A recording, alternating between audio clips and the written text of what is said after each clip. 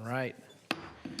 We're going to go ahead and call this meeting to order of the Sacramento Transportation Authority and the Sacramento Bay Vehicle Service Authority.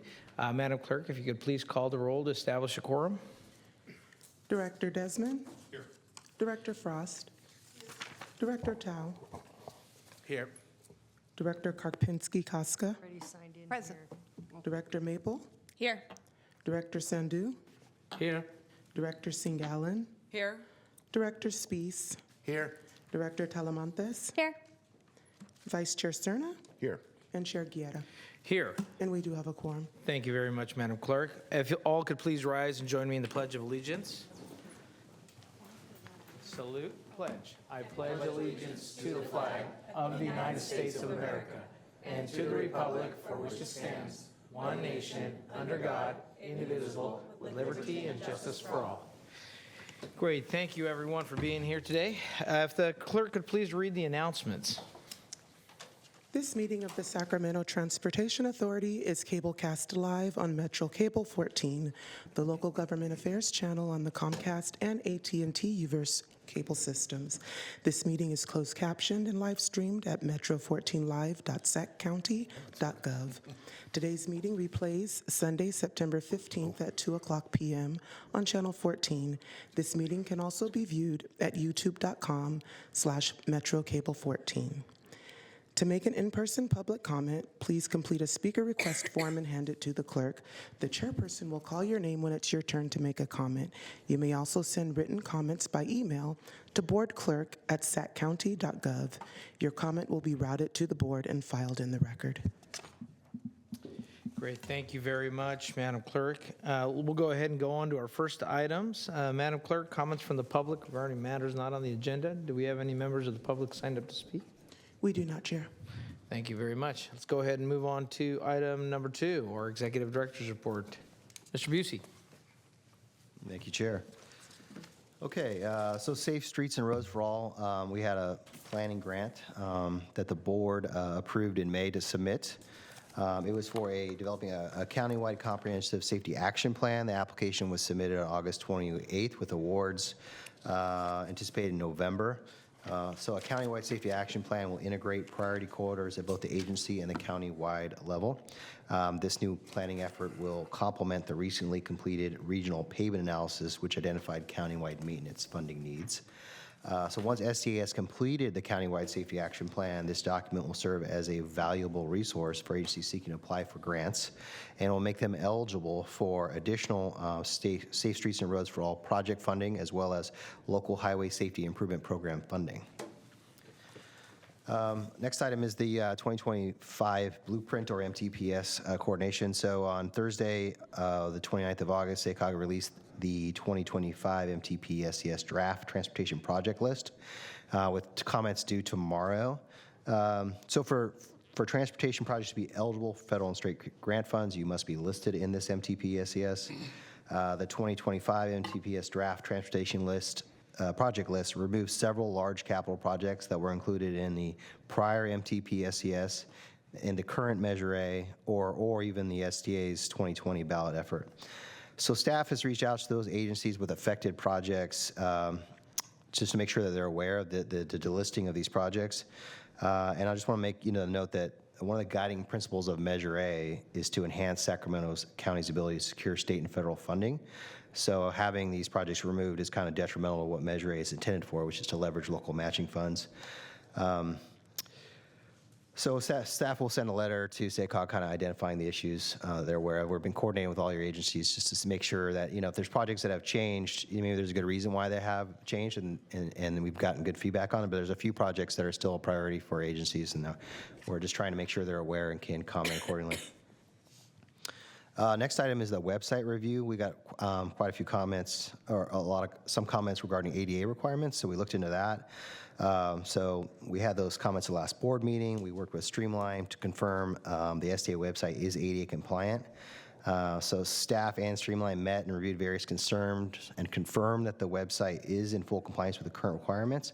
But in addition to that, the actual CEO of Streamline sent an email to the citizen that had those concerns, kind of walking through all the concerns. He watched the video and everything. So right now we're just waiting on him to respond to see if we can get more specificity on those concerns. The other item is we did a loan from the admin fund of the Freeway Service Patrol. So this was authorized by the board in February for $500,000. It was to bridge some temporary cash flow needs because we're on a reimbursement basis to ensure that our tow truck companies continue to receive their funds on a timely manner. But we actually only borrowed about $140,000. We borrowed it in June of 24, and we paid it back in July of 25, or July of 24. So only for about a month and a half. So if we need to do that again, we'll come back and talk to you, bring it back to the board as a separate item. Well, a little bit of sad news. So one of our FSP drivers, Johnny Larios, so he began driving for Sacramento Freeway Service Patrol in December of 2005. And so over the course of more than 19 years of dedicated service, he completed over 25,000 assists. He earned multiple awards for safety and performance, and he's one of the longest serving drivers in the program. His commitment to serving the motoring public will be deeply missed. The staff at STA, the Valley Division of CHP, and his work family at Sierra Heart are honored to have worked alongside Johnny and extend our heartfelt appreciation and condolences to his family. So I wanted to bring that up. These guys are amazing out there. They risk their lives every day trying to help people on the side of the road with our Freeway Service Patrol program. So I want to bring that up. And then the last item, we do have an outlook. Excuse me, Mr. Busey. Board Member Desmond, did you have a comment on this last item? Yeah, just really quick. Thank you, Mr. Chair, for noticing that. Kevin, thank you for recognizing Mr. Larios and those FSP drivers. They are, they work under some pretty hazardous conditions out there, and really want to just echo what you said about Johnny and his service, and I'm very grateful for that. And my condolences certainly to his family for the loss. Thank you, Board Member Desmond. We'll also, I think it's appropriate that we adjourn in memory today the authority on behalf of Mr. Larios, and thank you for Board Member Maple for bringing that to our attention. Yeah, perfect. Thank you. And the only last item is just an outlook of what's coming in October for anyone who's interested. Thank you very much. Okay, thank you very much, Mr. Busey. Okay, is that questions from the board on the Executive Director's report? If not, Madam Clerk, we'll go ahead and move on to the next item. The next item is items 3 through 7 is your consent calendar today. Okay, Madam Clerk, do we have any members of the public signed up to speak on items on the consent calendar? We do not, Chair. Thank you very much. It's been moved by Board Member Talamantes, seconded by Vice Chair Serna. Any other further questions or comments? Saying none, all those in favor, please signify by saying aye. Aye. All those opposed? Okay, measure passes. Madam Clerk, we'll go ahead and move on to our next item. Item number 8 is an introduction of SB1 Cycle 4 Local Partnership Program project nominations. Okay, Mr. Busey. Yeah, good afternoon, Chair. So this is last meeting, we talked about the process for prioritizing the local partnership program, competitive grant program. So we did get 2 submittals. We're asking SDA to submit their applications to the CTC for that funding. The maximum award for that funding is $25 million. There are 2 projects. The first presentation is going to be by Jesse Gothen at City of Sacramento. He's going to talk about the I Street Bridge Replacement Project. Then we have one more from Sacramento Regional Transit. They should cover essentially, the regional nature of the project, as well as how they are aligned with the competitive grant criteria under local partnership program. This is an informational item only, so we actually won't vote until next meeting. We'll actually take formal action on what the SDA priority is. CTC requires us to prioritize if we're going to submit multiple applications.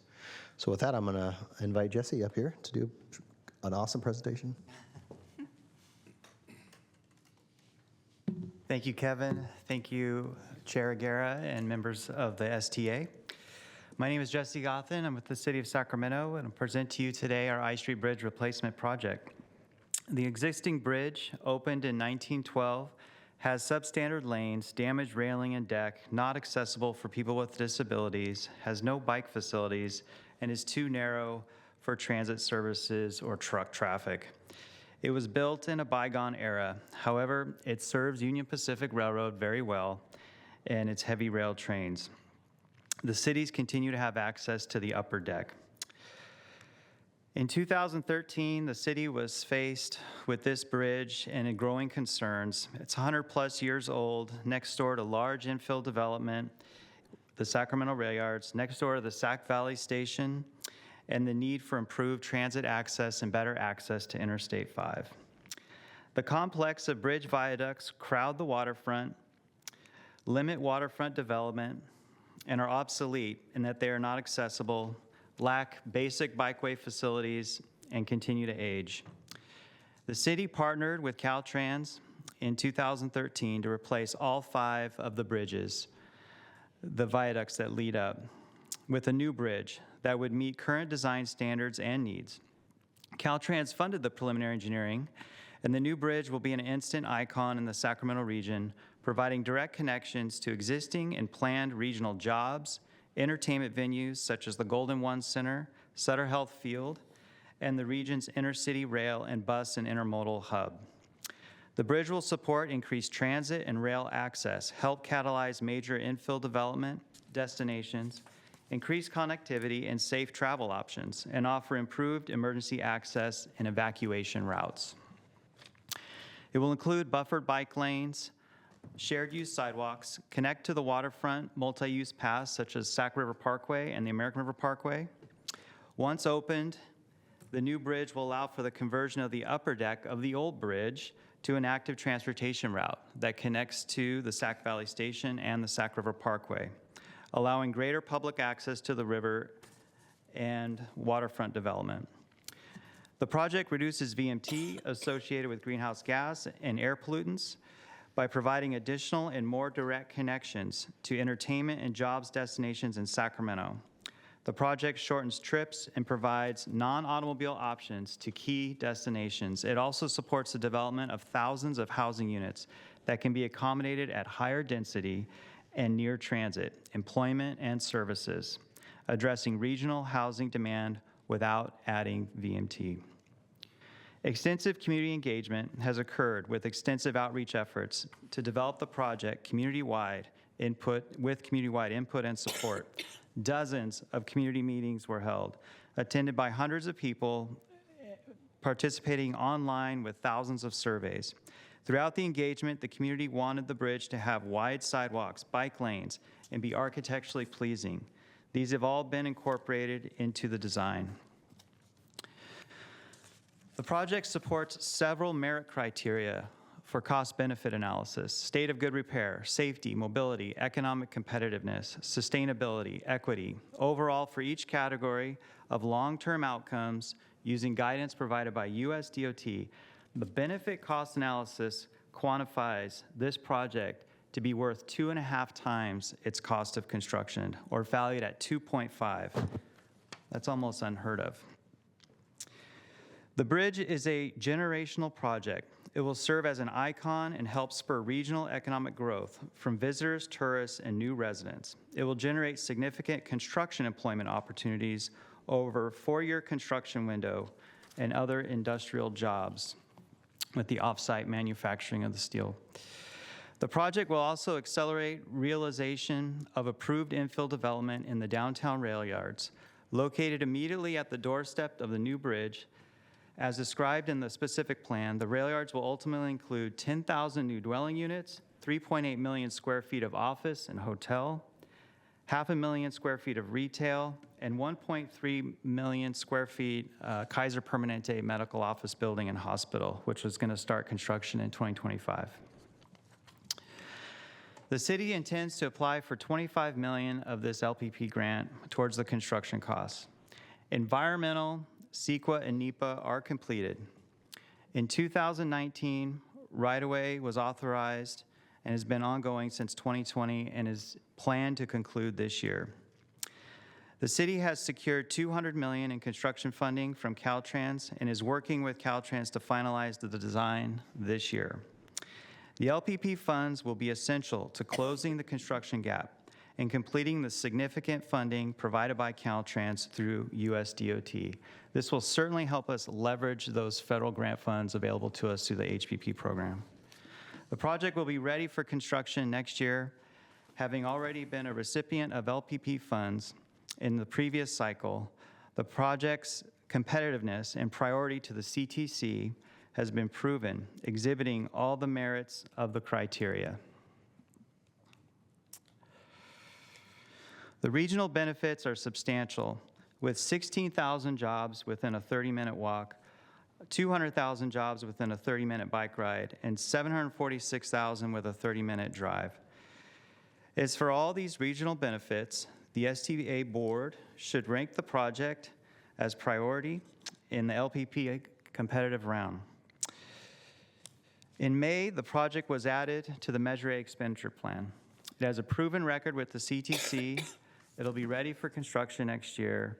And so the time has come for this key segment of the region's transportation system to come up to the present age with this project. Please consider supporting the bridge for the LPP funding. And with that, take any questions. And I'm here also with the division manager, Ophelia Avalos, from the city of Sacramento as well. So. Well, thank you very much, Jesse. I appreciate that presentation. I think, again, for members of the board, this is an informational item for today. I know this has been a long time coming. A lot of kudos should be brought to our staff on both. Also, I wanted to recognize at that time also Councilmember Steve Hansen, who was involved in a lot of the community outreach of that area. One point that I think I'd like to follow up. This will have a Class 2 bike lane, but if I recall, there were concerns about, protected bike lanes or ways to reduce the stress level on cyclists between West Sacramento and Sacramento. But we could follow up after that. I know this is buffered part of bike lanes, so yeah, they will have a 2-foot buffer. We could put vertical delineators. Perfect, We're not going to yeah. put hardscape. Correct. But yeah. Okay, very good. Thank you very much. Any other questions from our board here? If not, thank you very much, Jesse. Appreciate it. Yeah. Great presentation, yes. Okay, Mr. Busey. Okay, wonderful. The next presentation is by Anthony Adams of Sacramento Regional Transit. He'll be presenting on a wonderful project with a really long title, so I'm not going to say it all. Wait for the slides to come up, Anthony, and then you can start. Thanks.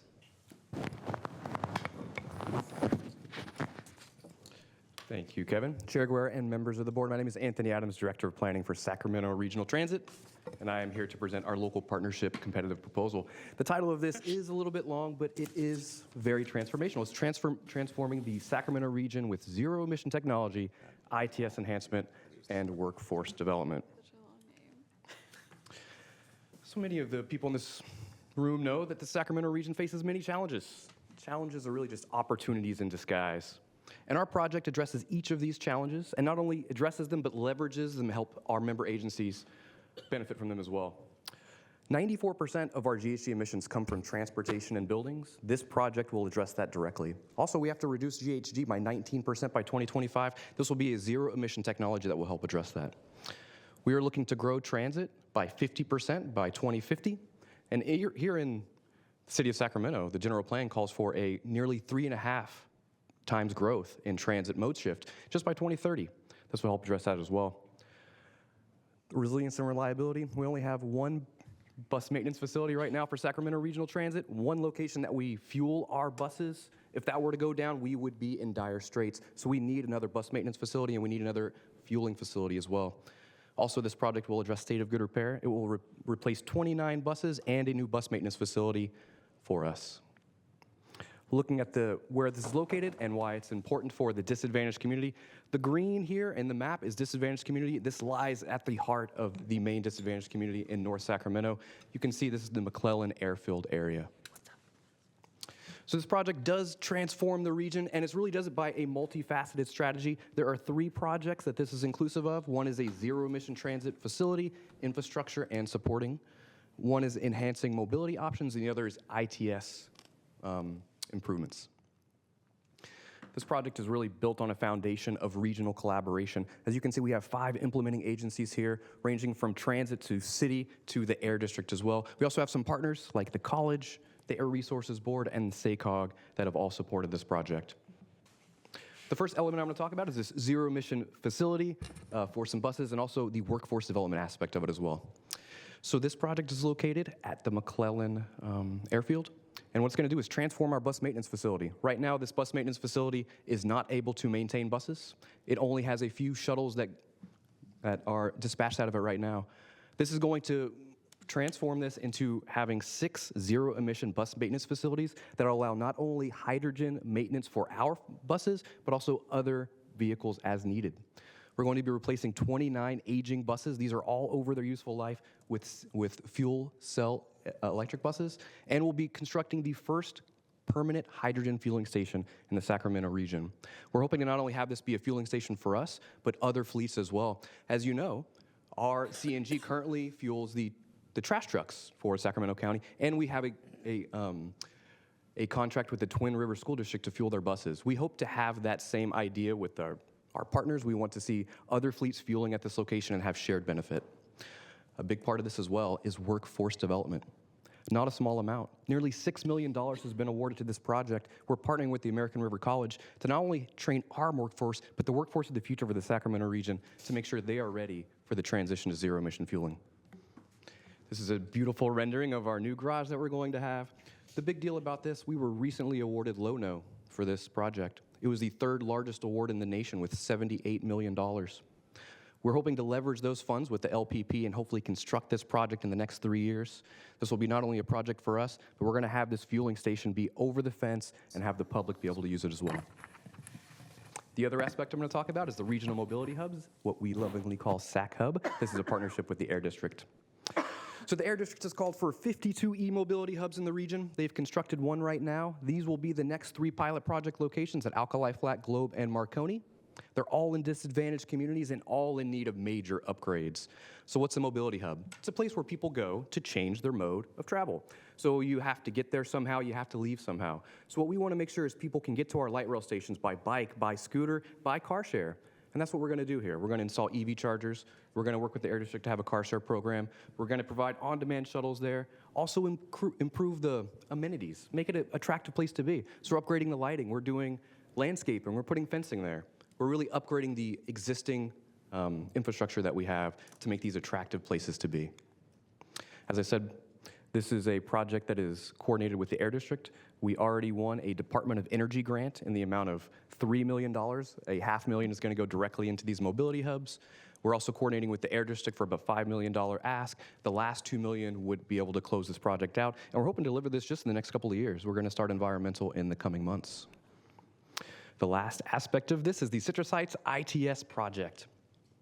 What we're going to do here is upgrade the traffic management system, install some fiber optic cables, upgrade all the CCTVs. It's really going to set us up for transit signal priority going forward as well. So not only are we going to update the existing infrastructure there to allow cars to go through, but when we have the technology for TSP, this will allow this to go through as well. So we're improving the existing technology and doing state of good repair with this. This is going to be leveraging existing federal funds, 50-50, and we're going to be asking for 1.6 in LPP. This project will be completed in the next 3 years by 2028. So these community and environmental benefits, these are the criteria by which these projects are judged in the LPP. So we're going to address a few of them here. We're going to be enhancing public transit by not only increasing the fueling capability and resiliency, but doing this in a disadvantaged community in northern Sacramento as well. We're going to be reducing GHG by having a zero-emission fuel, the first hydrogen fueling station in the Sacramento region. Economic development is a big aspect of this. Zero-emission technology is coming. We cannot avoid it. It is a mandated thing. And as such, we need to make sure we have the workforce ready to be able to implement these transitions.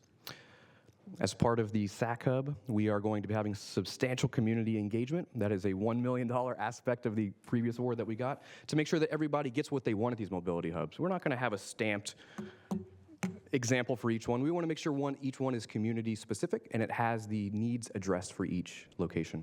And finally, system and safety preservation. We are going to, SAC-RT is the emergency evacuation agency. If there is an emergency in this area, we are the ones who hold the buses to make sure people can get out safely. And as such, we need to make sure we have resilience. And if electricity goes down, we need to make sure we have an alternate fuel source, which is going to be hydrogen. With that, I'll open the floor to any questions. Okay, very good. Thank you very much. Any questions from the board on this? Again, this is a presentation. We'll have more discussion on this at our next hearing. Yes, Board Member Talamantes. Great presentation and really great energy. Well, thank you. That presentation was fabulous. You made it engaging, understandable, and if this is how you're, you're relaying this outreach in the public, I think that is so perfect. For us, we see these board items come up, and your energy with it just made it really nice. Appreciate you. Thank you. Thank you very much. Well, thank you. Great presentation. Only comment I would have, and this is for our board members on this board that sit on the RT board, is that when selecting routes for any future zero-emission vehicles, whether they be hydrogen or electric, if we could look at how the routes can maximize our housing development projects where we are competing for the affordable housing sustainable community grants. We're ineligible unless we have a zero-emission bus or a zero-emission transit line, and light rail is the only one at the moment. So only recommendation for that. And of course, we have to get the buses first before any of that happens. Coming soon. Thank you. Okay. Seeing no other questions from the board here, Madam Clerk, any comments from the public on this item? There are none, Chair Guerra. Okay, thank you, Madam Clerk. Okay, we're going to go ahead and move on to our next item. Madam Clerk. Item number 9 on the agenda is to receive a presentation on county-wide priorities and authorize a letter to SACOG on their 2024 regional project prioritization program. Mr. Busey. Yeah, wonderful. I think Anthony made me look bad. He was so energetic, so let's see what I can do here. Hold on. Drink some coffee or something. Yeah, seriously, right? You need a vest. Why do we have these meetings after lunch? What's that about? All right, item 9, receive a presentation on SACOG's 2024 Regional Project Prioritization Program and countywide priorities. So I'm really excited about this item. So what is SACOG's regional prioritization? So they're trying to develop a 6-county regional priorities for grant funds in the following 3 categories. This would be the one is federal funding priorities of the upcoming year. The second being SB1 funding priorities for the upcoming year, specifically under Solutions for Congested Corridors program and Trade Corridor Enhancement program. And then they also have a third category, which is kind of projects in development that may not quite be ready for grant funding. This is a much more detailed process than what happened in May, right before Cap to Cap. They did set some federal priorities for that. So this is the much more detailed approach. So how is SACOG prioritizing? So they're looking for the #1 priority for the 6-county region on a per grant basis. And what they're looking at from an evaluation standpoint is, does it support their 2020 MTP SES or their regional plan? Is the project regional serving? Is the project competitive for grants? Is the project ready for grant funds, right? Has it completed key milestones? That's what they're looking for. So what are the benefits of being prioritized by SACOG? You'll get their regional endorsement, so you'll be able to say that we're the #1 priority for this grant in the 6-county region. I'm sure there will be an accompanying letter of support. They will review your grant application. They have federal and state lobbying services they can extend to your agency if you don't have those. And then and from an advocacy standpoint, there's advocacy that happens, both at the Cap to Cap event and other events that they can continue to keep your project as a priority for them as they do that messaging. So kind of why is SACOG prioritizing, right? So they want to advance large regional projects that support their MTP SCS, their regional plan. They're trying to maximize the Sacramento region's share of federal and state funding. And then by doing that, they're supporting local project sponsors in the pursuit of major federal and state grant funds. And then ideally, this prioritization will actually increase the competitiveness for larger regional projects as well. So why should SDA prioritize as part of this? So we want to ensure that we can align local agency, countywide, and regional priorities. We want to ensure we collectively help advocate for these projects at Cap to Cap. So we have a much larger subset of the boards or the city councils and the board of supervisors here. So making you part of that process, I think, helps if you're asked to speak at Cap to Cap on some of these projects. And then we want to try to more efficiently leverage local agency resources, SDA resources and SACOG resources when we prioritize and go after these project grants. So how did SDA staff develop these priorities? So we requested that all the nominations with SACOG be sent to us as well. We reviewed SACOG's evaluation criteria, then we did some coordination with the various agencies. Ultimately, we presented a draft prioritization to our professional advisory group as well as SACOG staff, and they were on board with those priorities. And so these are the federal priorities. So these are the countywide federal priorities. There's 6 of them. Last time we did this in March, and we only did it at a staff level, I think we had 5, so we're pretty close to that. These are on a per grant basis. You'll see that these projects are kind of all over the county, right? So you've got Sacramento Regional Transit, Citrus Heights, City of Elk Grove, City of Sacramento, Sacramento County. So these are the projects that are really ready for grant funds, and the ones in bolds are related to Measure A or specifically are either Measure A eligible or specifically identified in the measure. Trying to see if there's anything specifically I want to point out on this slide, but I don't think there is on this one. This one's pretty easy. Countywide state priorities, really we're looking at solutions for congested corridors. There is only one application being submitted that has projects in Sacramento County. It's being submitted by Placer County Transportation Planning Agency. It's part of their Placer Sacramento Gateway Plan, which includes improvements in both Placer and Sacramento County. So they've included some Broadway Complete Streets project as part of that application, as well as some SAC-RT Blue Line light rail conversion. So it made the most sense. There's no other projects competing for the same grant. And then this last category is what are the other county priority projects? This is where you'll probably see some of those other projects that you're looking for. These are projects that are not quite ready to go after grant funds, or they do not have a grant strategy to actually capture grant funds yet. But these are priority projects from your agencies that we received. And this next one, I'm going to go in a little bit more detail on a couple of these. So the Sacramento County farm to fork routes is a concept that Sacramento County wants to move forward with, but I like this because it could potentially include the cities of Elk Grove, Galt, and Ileton, and it could be a larger regional ask. The grant amount listed is $25 million, but that's actually the minimum amount, so they could ask for more, so that could be a competitive project. We've been talking with El Dorado County about kind of combining, so it's a much larger regional project. So this one's pretty early in development, but I wanted to flag it as a larger regional project.